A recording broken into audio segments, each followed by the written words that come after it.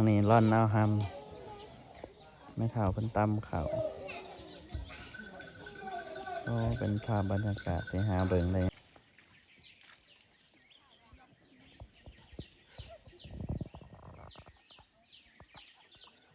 สบายดีท่านผู้ชมมาต่อ EP นี่มาฮอดบ้านตะแรกเหนือพี่น้องเมื่อกี้นี่EP เมื่อกี้นี่เฮาถ่ายบ้านตะแรกใต้แล้วบ้านนี้เฮาขึ้นมาบ้านตะแรกเหนือมาชมวิถีชีวิตยามเช้ากับ EP ที่ว่ามาข้างคืนบ้านชนเผ่าบลูคืนหนึ่งเพื่อชมวิถียามเช้าเอาจังได้เฮาไปชมไปติดตามนำกันผิดพลาดจังได้ก็ขออภัยนะไว้นาทีนี้เอาเฮาไปหับเบิ่งนำกันเลย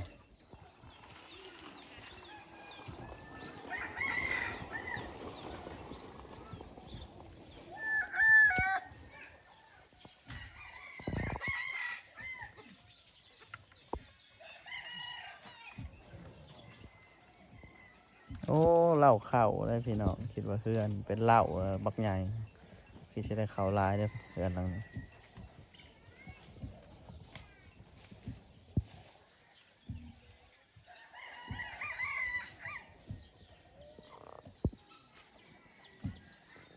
แดดส่องแดดเริ่มออกแล้วพี่น้องโอ้เพื่อนเพิ่นตำเข่าคนเดียว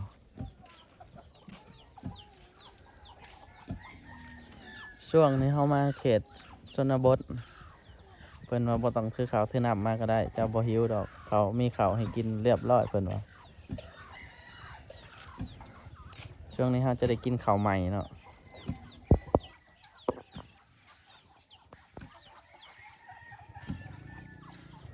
แสงแดดส่องเพิ่นละ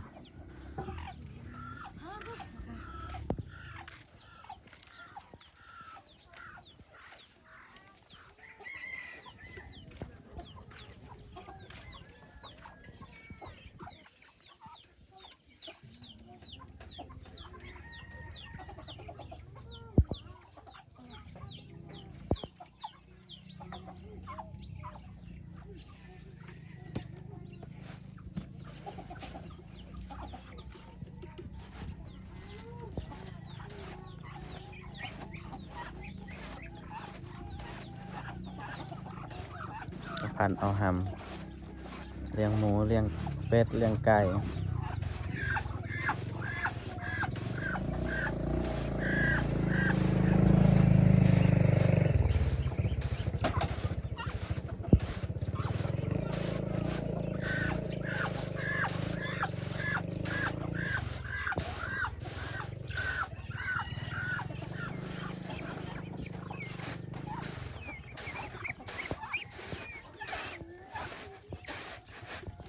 สัตว์เลี้ยงก็หลายเนาะเป็ดโอ้เป็ดลายเลยเป็ดนะ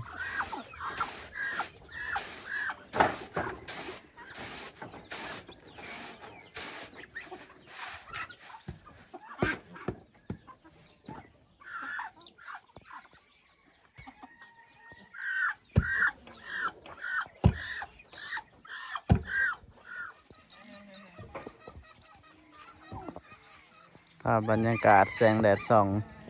ใส่หลังคาของหมู่บ้าน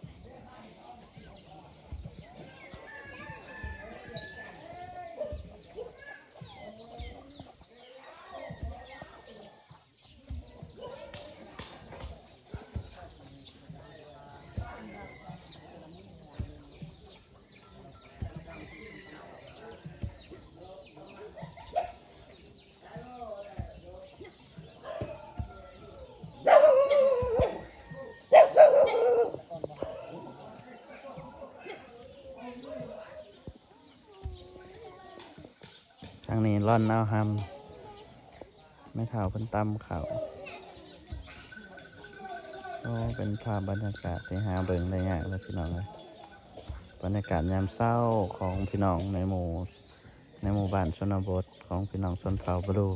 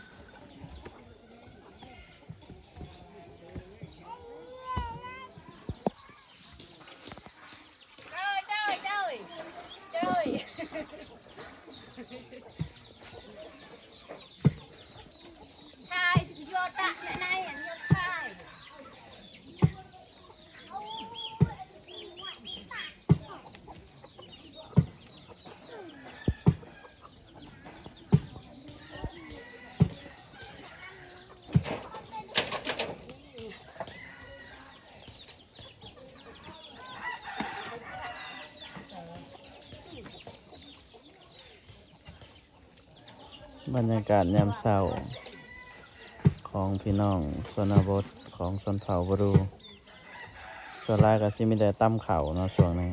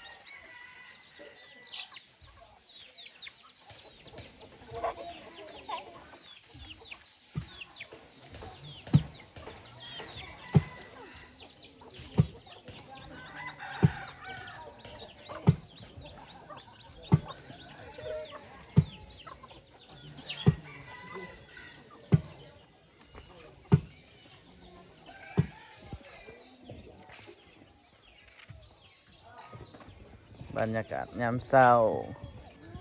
ของพี่น้องชนเผ่าบรูจะได้ยินเสียงดังตึมต่ำพี่น้องเป็นเสียงของพวกเพิ่นตำเข่า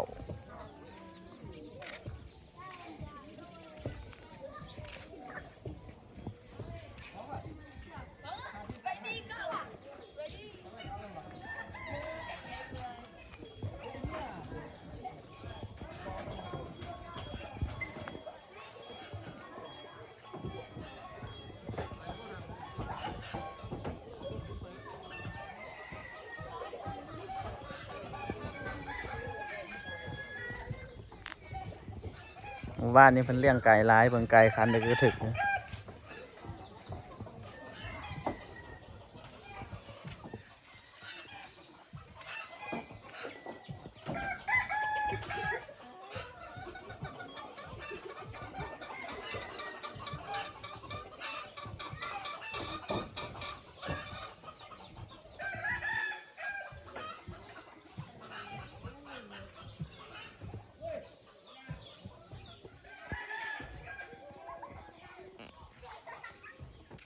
กิจกรรมหลักๆของเพิ่นยามเช้าก็มีแต่ตำข้าวพี่น้อง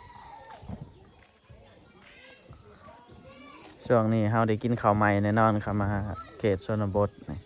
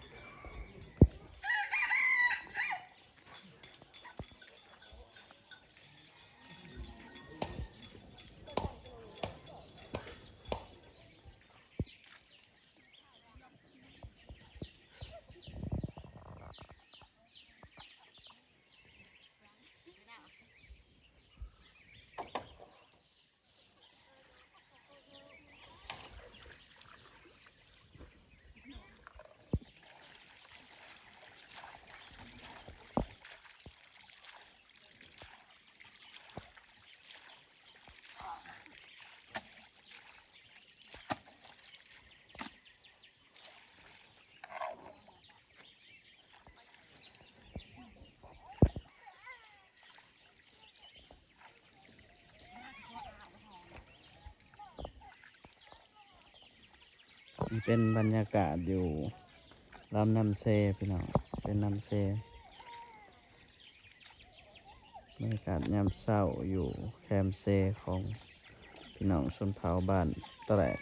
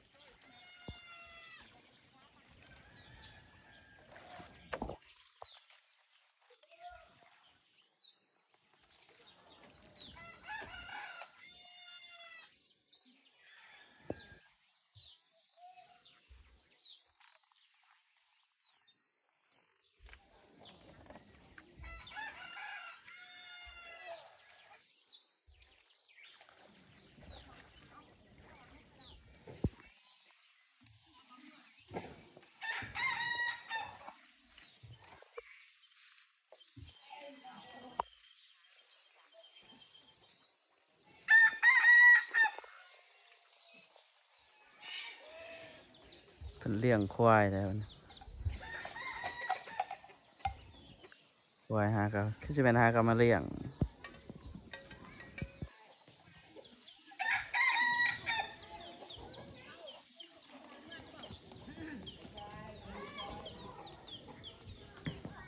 โอเคเนาะท่านผู้ชมเราก็ได้เลาะชมวิถีชีวิตของชาวบ้านตะแหลกแล้วก็ได้พี่น้องเพิ่นหับต้อนหับ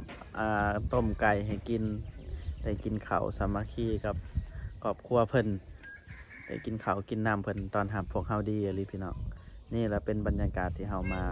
ทางชนบทนี่เฮาบ่จำเป็นต้องถือข้าวก็ได้เพิ่นว่าอย่าถือมาข้าวสารเพิ่นว่าถือให้นักเห็นหยังมาพี่เจ้าได้กินข้าวแน่นอนขันมาช่วงนี้ได้ช่วงเก็บเกี่ยวฤดูกาลเก็บเกี่ยวข้าวไห่ข้าวสวนเรียบร้อยเอาเนาะท่านผู้ชมจังได้ก็ฝากติดตามฝากให้กำลังใจจังได้ก็ให้กำลังใจเบาสิทธิ์คนพาเที่ยวนะครับทีมงานจังได้ก็ให้กำลังใจซอยเหลือถึงหรือว่าพี่น้องท่านใดสนใจอยากมีน้ำจิตน้ำใจส่งให้พี่น้องแถวชนบทนี่ก็สามารถติดต่อทางทีมงานของเขาได้เอาจังใดก็ไว้พบกันใหม่ใน EP ต่อไปฝากติดตามว่าพวกเฮาสิไปใส่ใน EP ต่อไปเองเอา EP นี้ขอจบลงเพียงเท่านี้จังใดก็พบกันใหม่ในครั้งต่อไปสบายดี